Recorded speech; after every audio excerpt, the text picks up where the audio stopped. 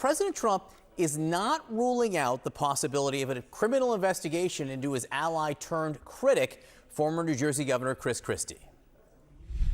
Do you plan to investigate Chris Christie? Look, Chris is a slob. Everybody knows it. I know Chris better than anybody in the room. I always felt he was guilty. But what he did is he took the George Washington Bridge, which is very serious. He closed down the George Washington Bridge. If they want to look at it, they can. You could ask Pam. I think we have other things to do, but I always thought he got away with murder.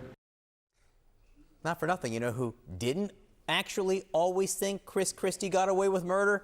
Donald Trump. So the president was referring there to the 2013 scandal known as Bridgegate. Two former officials linked to Christie's office were found guilty of conspiracy and fraud for their part in it all. But the Supreme Court threw out those convictions in 2020, and Trump actually congratulated Christie at the time. He wrote, quote, "Congratulations to former Governor of New Jersey Chris Christie and all others involved on a complete and total exoneration on the Obama DOJ scam referred to as Bridgegate."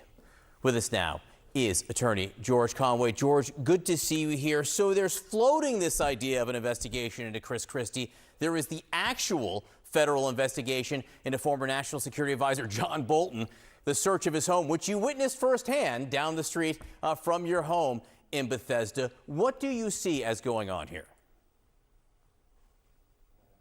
Well, it's funny. I witnessed that search, and then I was also stuck on the bridge on one of the days that they closed it down. It's just absurd. I mean, it is absolutely silly.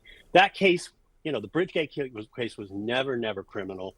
Everybody knew it wasn't criminal. The Supreme Court found it wasn't criminal. But Donald Trump raises this now, long after, I'm sure, the statute of limitations has run, because that's what Donald Trump is about. He's all about vengeance. He's not about the public. He's not about doing the right thing by America. He's about, oh, can I win a Nobel Peace Prize? Oh, can I defeat my enemies? Because he's obsessed with defeating his enemies, criticizing, and ultimately now, because he has the power to do it, prosecuting people who disagree with him. And this is not America. This is not healthy. This is, and I hate, you know, people don't want to reach this conclusion. This is authoritarianism. We have never seen anything like this in America. Everybody else in the entire world, I traveled to Europe twice this year, and people were watching out there because they understand history. And they're seeing in America things that happen. I was in Spain. They're seeing what happened with Franco. In Europe, they're seeing what happened with Hitler. This is how it's done. And it may seem alarmist to Americans who enjoy who enjoy our lives here, a beautiful country with so many things to do and so many ways to entertain ourselves. And it's time for Americans to wake up. This is serious. Donald Trump, people may laugh at him because he appears to be such a clown, but he's profoundly dangerous because he has the power of prosecution. And every time he says something like this, Americans should take note. I want to note that yesterday, President Trump says he hadn't been briefed on the investigation and the search of John Bolton's home. That's what he said. But I want to play for you the way that Vice President J.D. Vance talked about the investigation and search of John Bolton's home just the other day. Listen. If we bring a case, and of course we haven't done that yet, the Department of Justice has not done that yet. We are investigating Ambassador Bolton, but if they ultimately bring a case, it will be because they determine that he has broken the law. We're going to be careful about that. We're going to be deliberate about that because we don't think that we should throw people, even if they disagree with us politically. Now, a lot of people heard that, George, and thought the most notable word that he kept on using was we. Why does that word matter here? We. We matters because this means that they view what they're doing at the Department of Justice in terms of who they prosecute, who they select to prosecute, as something that is White House policy. They are part and parcel of prosecutions. This is not the way America has conducted prosecutions, really ever has conducted. The cause of justice has to be independent of politics, and it's not here. It's not.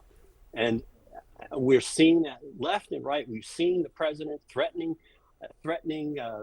people who dissented from him in the first administration, who expressed views, like the fellow who headed the cyber unit, I forget the name of it, Chris Christie, and who said that the election wasn't rigged. He's now Chris Krebs, that's right. And President Trump, the administration, has threatened to investigate him. For what? For doing his job?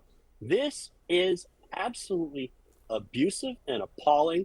And for those people out there who support the president and say, well, I just don't like those people either, and they went to get the president, the president actually launched a coup and stole classified documents. So let's leave that aside. For those people, it's like, you could be next. We could all be next. This is not about any individual. It's about our rights as Americans. And it is about our right to have a justice system that is where choices about prosecuting are made without fear or favor. I got about 25 seconds left, George. I want to know your take. The president firing or attempting to fire Fed Governor Lisa Cook overnight. Do you think he has the legal authority to do that?